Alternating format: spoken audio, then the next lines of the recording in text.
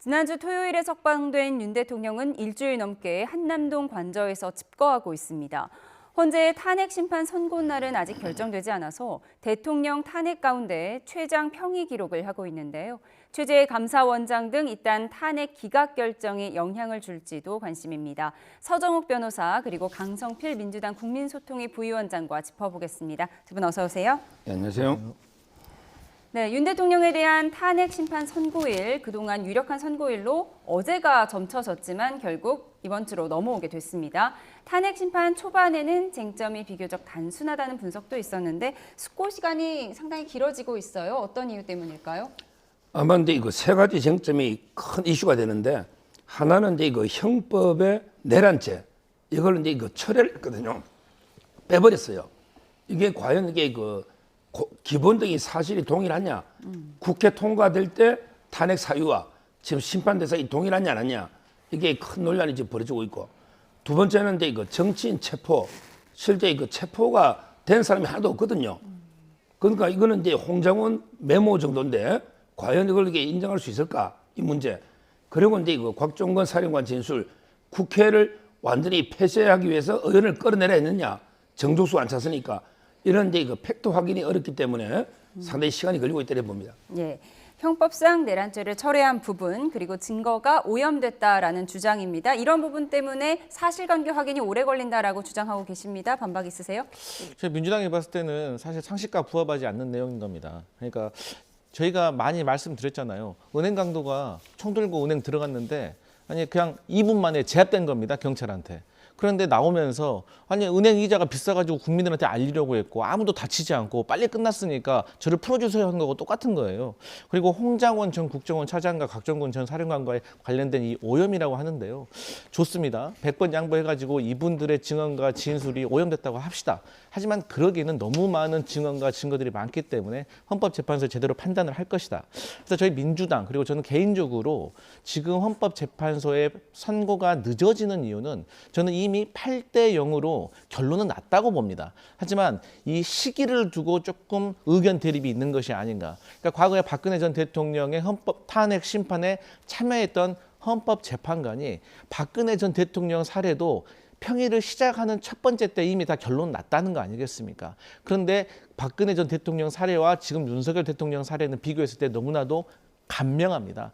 그렇기 때문에 저는 이미 결정은 나 있는데 최근에 어쨌든 피소추인인 당사자인 윤석열 대통령의 신상에 문제가 생긴 거 아니겠습니까? 구속이 취소됐기 때문에. 그래서 이런 국민적인 여론을 좀 반영해서 저는 탄핵 그 심판에 대한 선고를 조금 이재명 대표의 항소심과 좀 가까이 붙여서 하려는 것이 아닌가라는 어떤 의심을 하는 것인데 어쨌든 결론은 8대 0으로 이미 탄핵을 인용하는 결정은 났다. 저는 그렇게 확신합니다. 예, 지금 8대 0이다, 6대 2다, 5대 3이다 다양한 정보지가 돌아다니고 있지만 사실 정해진 거는 아무것도 없고요. 네, 그런데 애초에 국회 측과 달리 대통령 측은 너무 빠른 헌재 심판에 불만을 표하기도 했었는데 지금은 국회 측뿐만 아니라 대통령 측에서도 빨리 결론을 내달라라고 촉구를 하고 있습니다. 왜 그런 걸로 보십니까? 그런데 기각 내지 각하 가능성이 높다 이렇게 이제 판단하고 있습니다. 그러니까 이제 빨리 신속하게 결론 내달라 대통령도 이렇게 보고 있고요. 지금 선고일은요. 저는 원래부터 한 3월 말쯤으로 계속 예상했거든요. 왜 그러냐면 박근혜 대통령 때는 이정미 재판관 퇴임일에 이틀 전에 맞춘 거예요. 억지로. 그거는 이제 이유가 있었고요. 이번은 4월 18일 퇴임이니까 시간이 좀 더 있고요. 문제는 이제 노무현 대통령하고 맞춰봐야 돼요. 노무현 대통령은 이제 14일 뒤에 선고했는데, 근데 노무현 대통령은 사실관계에 다툼이 없었어요. 기자회견을 한 거예요. 그냥 열린 우리 당이 선전하면 좋겠다. 사실관계에 아무런 다툼이 없는데 14일이 걸렸는데, 근데 이번 사건은 다툼이 너무 많잖아요. 그리고 이제 노무현 대통령 때도 헌법 위반이 있는데 중대하냐 안 하냐 가지고 지금 정설은 그때는 공개 안 했지만 3대 6으로 아마 기각된 거 아니냐. 이게 정설이거든요. 따라서 저는 아마 이번에는 이제 1단계 절차 문제, 그 다음에 헌법 위반 팩트 확인 문제, 3단계 중대하냐 안 하냐 문제까지 도처에 지뢰가 있어요. 그래서 저는 이게 순탄치 않다. 저 처음부터 이게 어제 선고 3월 14일 이거는 이게 전부 궤변이고 그때 어떤 진보 패널은 야 이건 너무 간단한 거 국회 총 들고 왔는데 2월 달이면 끝나겠네? 이런 게 말도 안 되는 궤변을 해요. 우리 강성필 부위원장 비유 중에 강도를 하러 들어갔다가 2분 만에 제압됐으면 그건 강도죠. 그럼 법을 몰라서 그런데 근데 처음부터 강도할 생각이 없이 들어간 사람요 2분 만에 이게 잡혔다해서 이게 강도 미수가 안 됩니다. 따라서 이게 비유가 적절치 않고 이거는 이게 국회 계엄군이 간 건 맞아요. 그렇지만 이게 가장 중요한 거는 국헌을 물려하는 목적으로 사실상 상당 기간 국회를 폐쇄시키는 심지어 더 나가서 메모 가지고 국회 없애고 비상이 벗기고 만들자 이게 최상목 메모 아닙니까? 이런 게 괴담으로 온 거예요. 초기에는 완전히 광란의 칼춤이 쳤던 거죠. 이게 제대로 이제 하나하나 팩트가 밝혀지니까 재판관들이 결론을 지금 못 내리고 저는 3월 말 4월 초까지 간다 보고 근데 지금 가면 4대4 기각이 합리적 예측이에요. 예. 비유가 적절치 않았다고 하셨는데 반박하시겠습니까? 그러니까 강도를 하러 들어간 것이 아니다라고 우기면은 뭐라고 하겠습니까? 사람의 마음을 어떻게 알겠습니까? 그렇기 때문에 우리가 법에서 정해놓은 대로 그 결과와 행동, 그러니까 사실관계를 두고 판단을 하는 겁니다. 그러니까 다시 말씀드리지만 지금 국민의힘 측에서는 국회에 군인들이 들어간 이유가 질서 유지라고 하는데 결과적으로 군인들이 국회에 창문 깨고 들어가고 총을 가지고 들어가서 더 질서가 혼란해진 거 아니겠습니까? 그리고 국회는 국회의원들이 가장 주인공입니다. 그런데 이 국회의원들을 경찰이 못 들어가게 한 겁니다. 그리고 결과적으로 이 객관적인 팩트가 있잖아요. 그 707 특임단장 그 뉴 텔레방 공개됐잖아요. 봉쇄하기로 했다. 국회의원 못 들어가게 하기로 했다. 그래서 여러 가지 객관적인 사실이 있기 때문에 강도가 아무리 저는 은행을 털러 들어간 게 아닙니다라고 하더라도 그 결과를 보고 법원은 판단할 수밖에 없다. 이런 말씀드리겠습니다. 예, 지금 평의가 어떤 단계에 있을지 두 분의 추측을 들어봤습니다. 이렇게 대통령의 심판 결과는 나오지 않았지만 지난 목요일 최재해 감사원장과 검사 3명 탄핵에 대해서 전원 만장일치로 기각 결정이 나왔죠. 그 후폭풍이 이어지고 있는데요. 듣고 오겠습니다. 어제 감사원장과 검사 3인에 대한 탄핵 소추가 헌법재판관 전원일치로 기각되었습니다. 법리는 묻지도 따지지도 않고 오로지 장기간 직무정지를 목적으로 남발된 29번의 탄핵 소추는 모두 국정파괴 보복 탄핵이자 이재명 방탄 졸속 탄핵이었다는 것이 여실히 드러났습니다. 헌법재판소는 어제 검사 3명의 국회 탄핵 소추에 대해 탄핵 소추권이 남용됐다고 볼 수 없다고 밝혔습니다. 파면에 이를 만큼 중대한 위반이라고 보지는 않았지만 국회가 충분히 탄핵할 만한 사유가 있고 적법하게 이루어졌다는 점을 분명히 한 것입니다. 네, 감사원장과 검사 3명에 대한 탄핵안이 전원일치로 기각된 것에 대해서 권성동 국민의힘 원내대표가 이재명 대표와 민주당이 석고대죄해야 한다고 날을 세웠습니다. 그러면서 한덕수 총리 또 박성재 법무장관에 대한 탄핵안도 철회해야 한다 이런 주장이죠. 예를 들어 우리 국가대표 축구팀이 있는데 일본하고 한일전한테 8대0으로 계속 지고요. 8번 게임에가 8전 전패를 했어요. 그러면 이게 부끄러운 줄 알고 지구문이라도 찾아가야지. 그 판결문에 유리한 거 한 구절 있나 싶어. 야, 우리가 8대0 졌지만 우리가 슈팅 수는 뭐 좀 몇 번 있었지 않냐? 이렇게 변명하면 국민들이 뭐라 하겠습니까? 그런데 이게 부끄러운 줄 알고 8대0 결과 이걸 보고 이게 어떻게 책임질지 소송비는 민주당 의원들이 좀 모아서 17반 주든지 그렇게 책임을 져야지. 이제 와서 한 구절에 보니까 남용은 아니네? 이러고 있으니 얼마나 이게 한심합니까? 좀 민주당은 지금이라도 반성하고 그 탄핵 중독성 이게 고질병입니다. 앞으로 이게 뭐 마흔여 임명 때문에 또 뭐 예를 들어 최상목 또는 최근에 심우정 총장 탄핵 운운하는데 아마 이것 때문에 못할 거예요. 가면 뭐 계속 치니까 저는 이 민주당이 진짜 반성해야 됩니다. 예, 변호사님이 말씀하신 8게임은 지금 그래픽으로 나오고 있는데 지금 변호사님이 말씀하신 유리한 한 구절 그 부분에 대해서 대변인께서 말씀하시죠.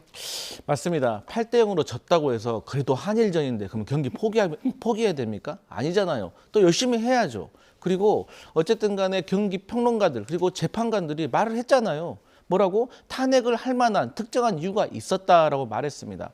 그리고 뭐 어쨌든 간에 8대 0으로 저희가 졌다고 하는 것에 대해서는 민주당이 조금 부족한 부분에 있어서 성찰은 분명히 해야 된다고 생각을 합니다. 그럼에도 불구하고 제가 드릴 수 있는 말씀은 사실 감사원장과 검사 3명에 대한 탄핵 심판은 김건희 여사와 관련된 겁니다. 예를 들어서 감사원에서 대통령실 관저 이전과 관련된 공사에서 무자격 업체가 하청을 줬습니다. 그런데 이거 누가 추천했냐고 하니까 모른답니다. 기억이 안 난답니다. 그런데 감사원이 기억이 안 나십니까? 하고 끝낸 겁니다. 이걸 부실감사라고 하는 거죠. 저희 민주당과 많은 국민들은 김건희 여사와 관련된 협력업체였던 이 3g에 대해서 누가 추천을 했는지 과정에 대해서 감사원이 제대로 감사를 하지 못했다라고 생각을 하고 있고요.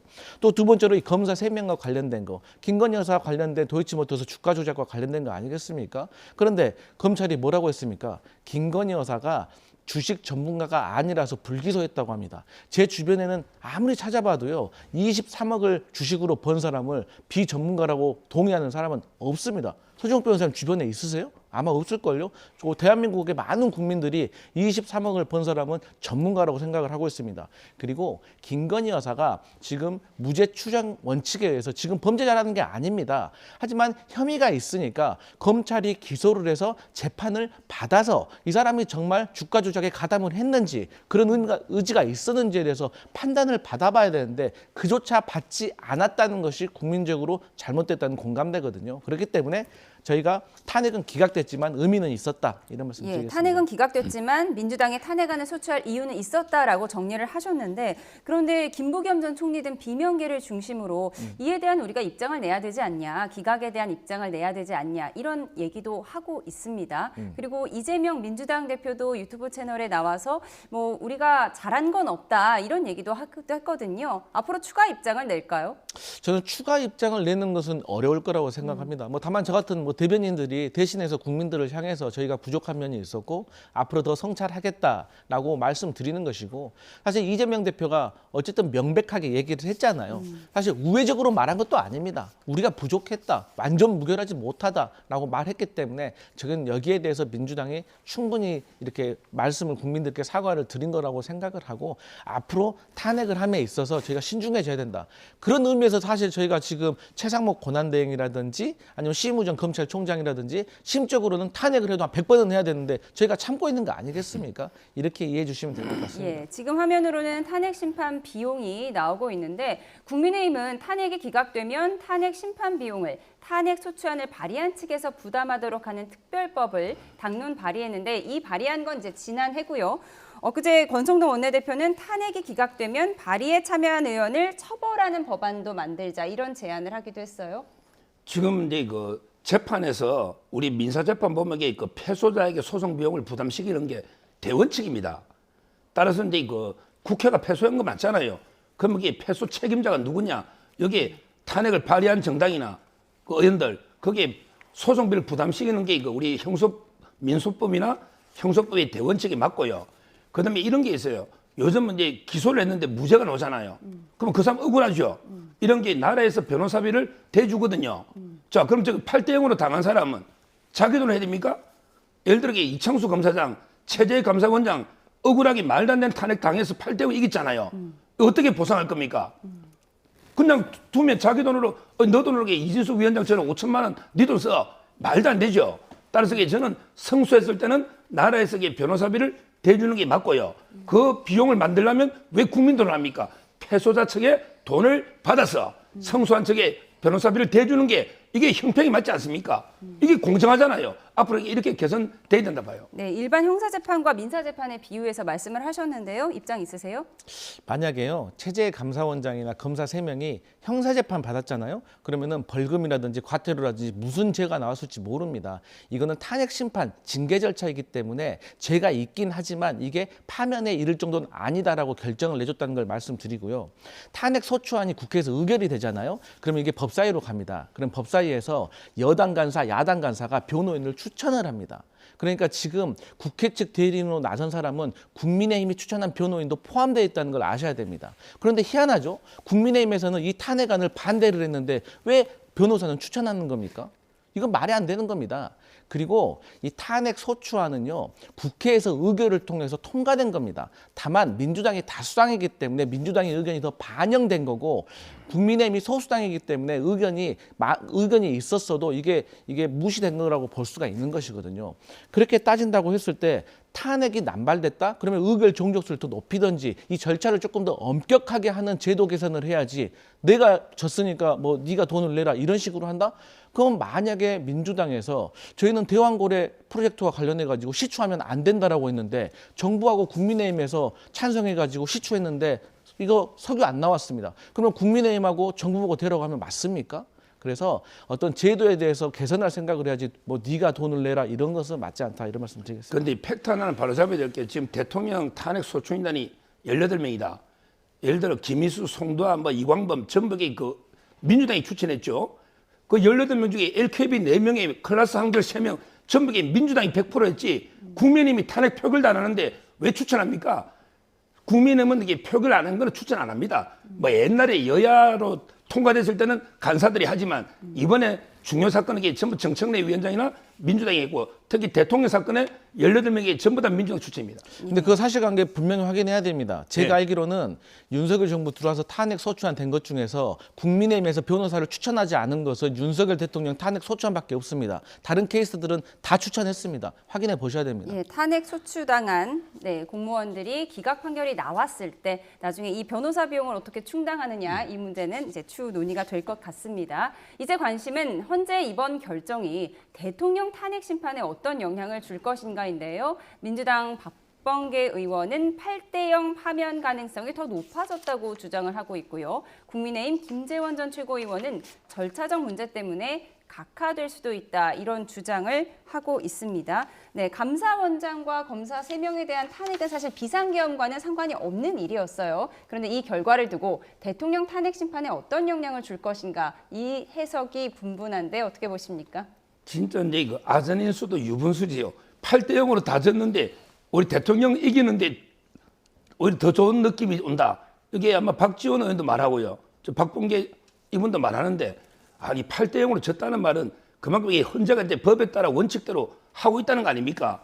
법에 따라 이게 원칙대로 하면 대통령도 기억되기 뻔한데 증거해 가지고 야, 여 8대0 졌으니까 여기 이렇게 8대0 이긴다. 이게 안전인수도 유분수 아닙니까? 아무리 유리하게 해석하더라도 지금 분위기는요. 적법 절차입니다. 지기현 부장이 왜 대통령을 구속을 풀어주겠습니까? 이제는 이게 법대로 하자. 적법 절차. 탄핵, 대통령에 대한 탄핵은 모든 게 총체적 불법이에요. 예를 들어 송달도요. 받지도 않은 걸 받은 걸로 간주해. 그 다음에 날짜를 하루에 5번을 일괄로 마음대로 지정해. 그 다음에 수사기록은 32조에 못 받게 되는데 막 받아요. 그 다음에 형소법 163조에 대통령은 질문권이 있는데 질문도 막아요. 이런 식으로 총체적으로 불법으로 되었잖아요. 이 부분에 대해서 문제 제기가 우리 우파 측이 추천한 정영식 주심, 그 다음에 조한창, 또는 김복형, 김영두 이런 분들이 제동을 걸고 있는 거예요. 이제 대세는 법치입니다. 적법 절차. 그러면 이게 각하가 답입니다. 각하 내지 경위. 재판관들이 어떤 의견을 갖고 있는지에 대해서는 우파 서정훈 추천 변호사님들의 개인 의견이라는 점을 말씀드립니다. 네, 어떻게 예상하세요? 그러니까 이제 국민의힘의 어떤 분이 저한테 이런 말씀을 하시더라고요. 아니 본인이 아무리 생각을 해도 이번에 윤석열 대통령이 탄핵이 인용될 것 같다. 그 이유는 간단합니다.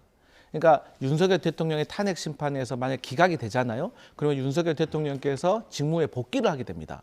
그러면 앞으로 윤석열 대통령은 헌법재판소건 선관위건 방송사건 국회건 대한민국 어디든 간에 본인이 의심나는 것이 있고 궁금한 것이 있으면 특전사 보내도 되고 방첩사 보내도 되고 경찰 보내도 됩니다. 이것을 과연 우리 국민들이 받아들일 수가 있을까요? 저는 이 정도의 상식선만 헌법재판관들이 이해하고 있으면 당연히 탄핵은 인용될 것이다. 저는 그렇게 생각합니다. 네, 검사 3인과 감사원장에 대한 탄핵안 기각이 대통령 탄핵 심판에 어떤 영향을 줄지 두 분의 입장을 들어봤습니다. 그런가 하면 윤 대통령 구속 취소가 되고 탄핵 심판 선고가 늦어지면서 여권 잠룡들의 속내는 더 복잡해지고 있습니다. 난감해하는 기류가 읽히고 있는데요. 한동훈 전 대표는 탄핵 선고 전까지 북콘서트를 잠정 보류하기로 했고 홍준표 대구시장도 기자간담회 등의 일정을 미루고 있습니다. 여권 잠룡들의 속내를 어떻게 보세요? 예를 들어 이제 그 올림픽에 100m 육상대회가 있는데 세계 기록을 세우더라도 이게 딱 총소리가 나면 출발해야죠. 근데 1초라도 0.0001초라도 빨리 출발하면 이게 부정 출발로 실격됩니다. 지금 이게 대통령이 탄핵 결론도 안 났고 돌아올 게 거의 확실시 되는데 지금 이게 부정 출발해가 조기 대선하자 이러면 이게 우파 측에서는 그냥 온갖 게 비난을 받게 되는 거예요. 한동훈 대표도 이게 부정 출발하려고 하다가 지금 북콘서트 부산에서 중단됐잖아요. 그러게 오세훈 시장도 책 내려는 것도 이게 연기되고 있잖아요. 홍준표 시장도 마찬가지입니다. 제 말은 이게 우파는 오로지 탄핵 기각만 염원하고 대통령이 복귀한다 이러고 있는데 어이구 조기 대선하자 이러면 이게 전한길 교수의 표현하면 아주 심한 욕설 방송에 할 수 없는 멋은 자식이다 이런 표현까지 했지 않습니까?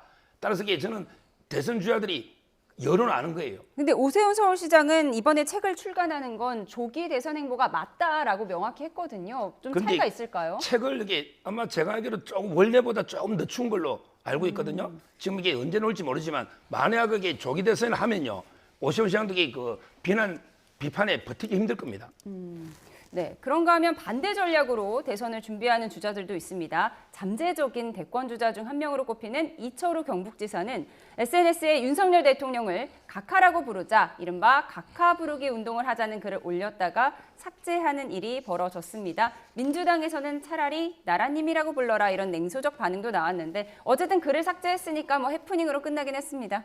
그러니까 이제 이철우 지사께서 의혹이 앞섰던 거죠. 그러니까 이분도 나름대로의 정치적인 목적이 있어서 요즘 행보가 좀 달라진 것 같아요. 그러니까 얼마 전에도 보수 집회에 올라가셔가지고 내가 도지사니까 차마 다른 말을 못하고 애국가 부르겠다라고 하셨잖아요. 이때부터 이미 저는 그 정치적인 중립을 어긴 거라고 생각을 합니다. 그런데 이제 거기에 나가서 그때 반응이 좀 좋았나 보죠. 그러니까 이제 반응이 좋으니까 더 나아가서 각하라고 하는데 이 각하라는 것은 군사 독재 시절, 권위주의 시절에 쓰던 대통령을 조금 높여 부르는 그런 호칭이었거든요. 그런데 지금은 이런 단어가 다 없어지고 이제는 법률 용어로 각하, 그러니까 절차상 맞지 않아서 돌려보낸다라는 뜻으로만 쓰이는데 저는 이철우 지사께서 좀 과하신 표현을 한 거라고 생각을 하고요.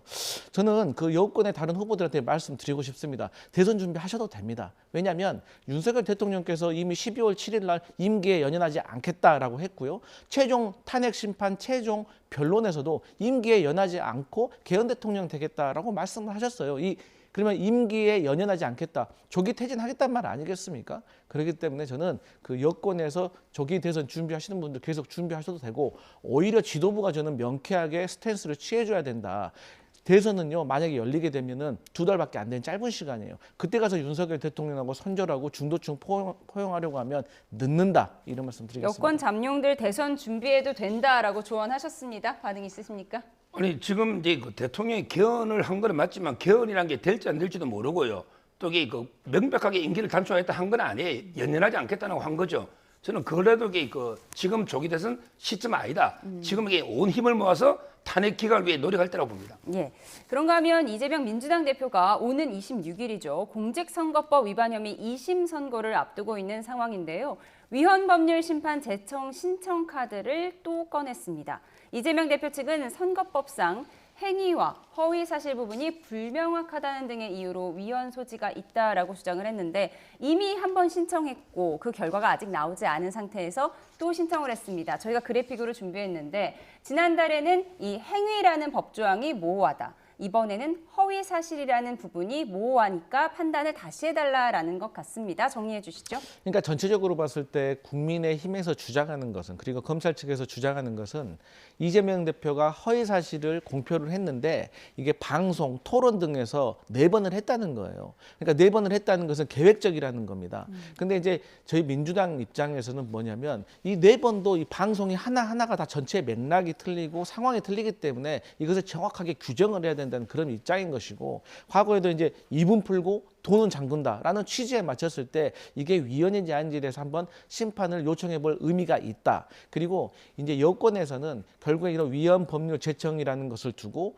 재판을 지연시키려고 하는 것이 아니냐라고 이제 공격들을 하시는데, 우리 서정호 변호사님이 더 잘 아시겠지만 이 위헌 법률 제청은요, 재판부에서 판단을 해가지고 이거 받아들일 가치가 있다라고 하면 그때 이제 헌법재판소로 넘어가기 때문에 재판이 지연되는 효과가 있는 것이고, 만약에 그런 결론을 내리기 전에는 전혀 재판이 지연되는 것이 없다 이런 말씀드리겠습니다. 지연되는 것이 없다라고 하셨으면 법원이 어떤 판단을 내릴 거라고 예상하시는 건가요? 사실 이제 저희 민주당의 입장에서는 당연히 이걸 다퉈볼 만한 가치가 있다라고 하는데 여기에 대해서 뭐 재판부가 현명하게 판단할 거라고 생각합니다. 네. 근데요, 이재명 대표가 옛날에 2019년에도 이거 또 주장했거든요. 근데 그때도 안 받아주고요.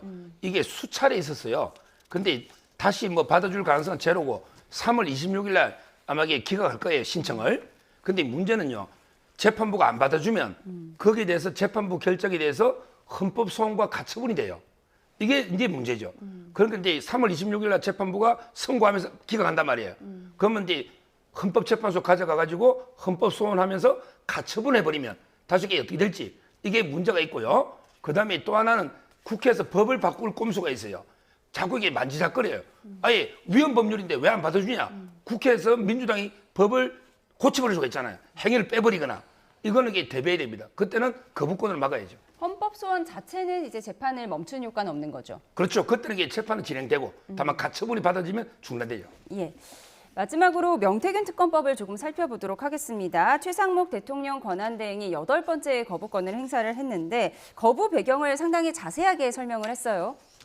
그러니까 이제 최상목 권한대행 같은 경우는 뭐 거부권을 행사하는 어떤 이유에 대해서 어떤 수사의 범위가 좀 명확하지 않다. 그리고 비례성 원칙에 어긋난다라고 말을 했는데 사실 저희 민주당 입장에서 무슨 말을 하는지 잘 모르겠습니다. 그리고 최상목 권한대행 같은 경우는 과거에도 어떤 내란 특검, 그러니까 국회에서 상설 특검이 204표로 통과가 됐거든요. 이것도 본인이 말하는 것처럼 여야 합의가 된 의미가 있는 것인데 이것도 국회에 특검 추천을 안 했기 때문에 저희는 사실상 최상목 권한대행이 국민의힘의 압력을 받아서 명태균 특검에 대해서 저는 거부권을 행사할 거라고 생각을 하고 있었습니다. 예상을.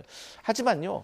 그러면서 이제 검찰에게 명운을 걸라고 했습니다. 근데 지금의 검찰 보면 명운 걸고 있습니까? 사실 명태균 씨와 관련해 가지고는 이미 창원지검에서 작년 11월에 107쪽에 대해서 윤석열 대통령 부부와 명태균 씨와 나눴던 카톡이 다 이미 포렌식을 통해서 다 증거가 확보되었는데 이것을 감추고 있었던 거 아니겠습니까? 그러면 11월 달이라고 하면 윤석열 대통령께서 비상계엄을 선포하기 전입니다. 그러니까 윤석열 대통령도 이걸 다 알고 있었다는 거예요. 근데 이것을 묵혔는데 저희가 검찰을 어떻게 믿을 수가 있습니까? 그렇기 때문에 이 명태균 씨도 검찰 믿을 수 없다. 특검하자라고 주장하는 것인데 어떻겠습니까? 최상목 권한대행이 저렇게 거부권을 행사하니 하지만 저는 사필 규정이라고 언젠간 다 밝혀지고 모든 연루자들이 다 책임을 면치 못한다 이런 말씀 드리겠습니다. 예, 민주당 서영교 전용기 의원은 탄핵을 건의하겠다 이렇게 얘기를 했고요. 박찬대 원내대표는 내란 공범의 죗값을 치를 것이라면서 최상목 대행을 다시 경제부총리라고 낮춰 부르는 일도 있었습니다. 그럼 탄핵 카드를 어떻게 하는 건가요? 저는 민주당의 탄핵 카드를 고민은 하고 있지만 꺼내지 않을 거라고 정무적인 생각합니다. 이유로? 그 이유는 뭐냐면 그 뒤에 말이 또 있었습니다. 탄핵의 시기가 시효가 정해진 건 아니다. 그리고 또 다른 방법들이 있다. 그래서 저희 같은 경우는 다른 혐의를 추가를 해서 고발을 한 걸로 알고 있습니다. 그러니까 이게 사실 탄핵을 한다고 해서 실익이 지금 당장 있는 것도 아닌 것이고 지금 국민적인 여론은 정작 최우선적으로 빨리 탄핵을 해야 될 사람은 윤석열 대통령이다라는 여론이 저희는 더 강하다고 보기 때문에 전선을 흐트러뜨리지 않고 이제 얼마 남지 않았습니다. 그래서 윤석열 대통령 탄핵 심판 결과를 보고 그때 대응해도 늦지 않는다라고 생각합니다. 잠시 보류한 상황이라고 정리를 해주셨는데 그러면서 최상목 권한대행이 공개적으로 검찰 수사에 명운을 걸고 해달라 이런 언급도 했습니다. 그렇죠. 이게 특검은 이제 검찰 수사를 보고 미진할 때 하는 거니까 그게 맞고요. 이거는요. 김건희 여사에게 윤 대통령과 관계없어요. 다 인정하더라도 그 두 분은 죄가 안 돼요. 내가 상현이한테 한번 더 전화할게. 그거는 게 대통령 되기 전에 이야기예요. 민간인이기 때문에 김건희 여사도 민간인이기 때문에 공천 개입이 될 수가 없고요. 또 이게 설령 대통령이라도요. 내가 한번 이게 전화할게. 요 정도가 이게 불법이 아니에요. 박근혜 대통령 판결 봐도 조작적인 불법 여론조사나 조직적인 개입이 있어야지 단순하게 의사표명 가지고는 개입이 안 되고 그럼 이게 왜 하느냐. 지금 윤 대통령 내란 재판은 있고 이걸 김건희 여사나 윤 대통령 겨냥한 게 아니고 이 법은요. 오세훈 시장 또는 홍준표 시장 심지어 이준석 대표 이런 이게 보수 쪽의 대권 주자들을 일망타진하자 명태균을 이용해서 이런 게 불순한 의도예요. 따라서 저는 지금은 검찰 수사를 지켜볼 때고 할 때 하더라도 이게 만에 하나 조기 대선 되면 대선 끝나고 하시라고. 왜 대선 때 우리 우파 쪽에 대권주자들 괜히 이게 그 흠집 내려고 저는 이게 대선용이다 이렇게 보기 때문에 아마 거부권하기 맞는 거예요. 예, 근데요, 저희 민주당은요, 사실 그 여권의 대선 후보들 겨냥한 게 아니라 이거는 윤석열 대통령을 겨냥한 겁니다. 정치인, 그 중에서도 대통령이요, 거짓말을 한 겁니다. 윤상현이 공관위원장인지도 몰랐다고 하셨어요. 근데 음성 녹취에서 나왔잖아요. 걔가 공관위원장이니까. 이거 국민들을 상대로 거짓말을 한 겁니다. 그리고 국민의힘에서는 처음에는 이거 녹취되니까 사실이 아니라고 했습니다. 근데 이제 방금 뭐라고 하셨어요? 사실이면 어떠냐? 불법이 아닌데. 이런 거 국민들이 다 평가한다. 이런 말씀 자, 마지막으로 드리겠습니다. 짧게 이 질문 드릴게요. 어쨌든 제2요구권 거부권으로 다시 국회로 돌아왔고 200표 이상 찬성을 해야 통과가 되는 상황입니다. 그럼 우린 또 국민의힘에서 이탈표 8개 이상 나올 것이냐 이거를 계산하게 될 텐데 어떻게 예상하세요? 저는 한동훈 전 대표와 그를 따르는 현역 의원들이 동조하지 않으면 저는 어렵다고 봅니다. 그런데 과연 이런 대선을 앞두고 있는 조기 대선을 앞둔 상황에서 한동훈계가 그것을 할지는 미지수입니다. 네, 어떻게 예상하세요? 제가 봐도 이게 만에 통과되면요, 그건 한동훈계에서 배신했다고 볼 수밖에 없잖아요. 한동훈 대표도 그 부담을 떠안기 힘들 거예요. 아마 이게 저는 기억될 걸로 봐요. 알겠습니다. 명태균 특검법 거부권 행사까지 짚어봤습니다. 지금까지 서정욱 변호사, 강성필 민주당 부대변인과 함께했습니다. 고맙습니다.